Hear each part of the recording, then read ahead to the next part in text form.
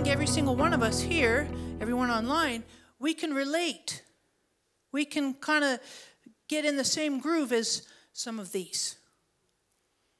So when we think about it, the first group is what I call the receivers. And the receivers, see, that's fantastic. The receivers, and I love this. If we think about Palm Sunday, we always have the hand up with the palm thing.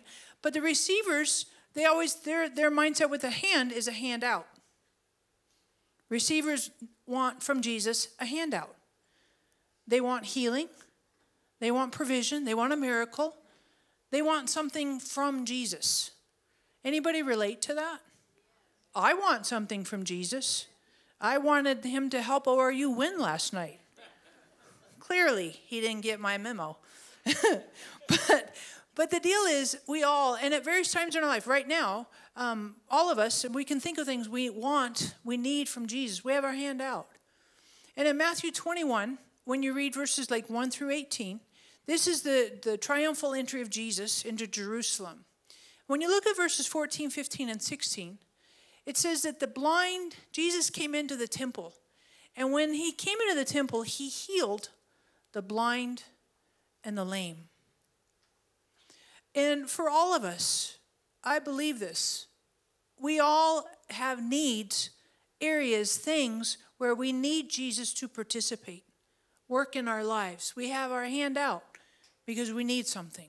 How many can relate? And I like it. And Jesus doesn't turn us away, doesn't, like say, oh, you're awful, or shame us, or, I got more than you. Jesus is like, hey, I get it. You have stuff you need, and I'm here to help meet those needs.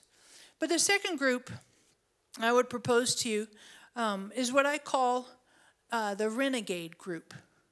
Now, when we think about renegades, I want you to think like when Jesus came into Jerusalem, everybody in Jerusalem basically had their hands up, right? Blessed is he who comes in the name. So all of you all put your hands up because we're celebrating Jesus. Hands up, yay! Shake them. Remember when in Sunday school we'd get the little palms, and we'd fling them around, and then you get slapped in the eye, and then the Sunday school teacher would tell you to put them down, stop hurting people, or you'd like hit people with them.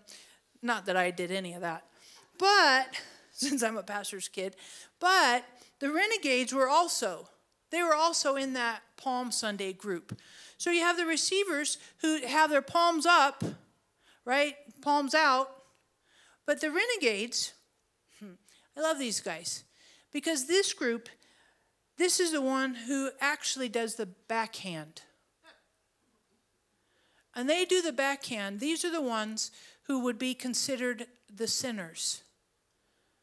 Jesus came for sinners. He came for the prostitute that was caught in adultery. He came, and even the renegade Judas Iscariot, Jesus came for Judas. I want you to appreciate that Judas was with Jesus, a close follower, for more than 2 years.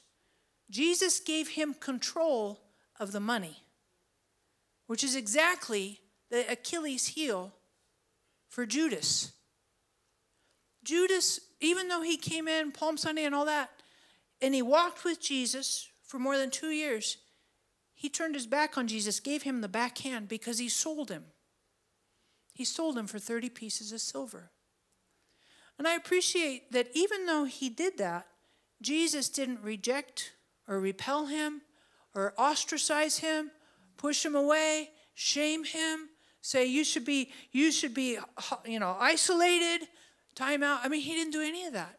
He had compassion on Judas, knowing full well that Judas would betray him and give him the back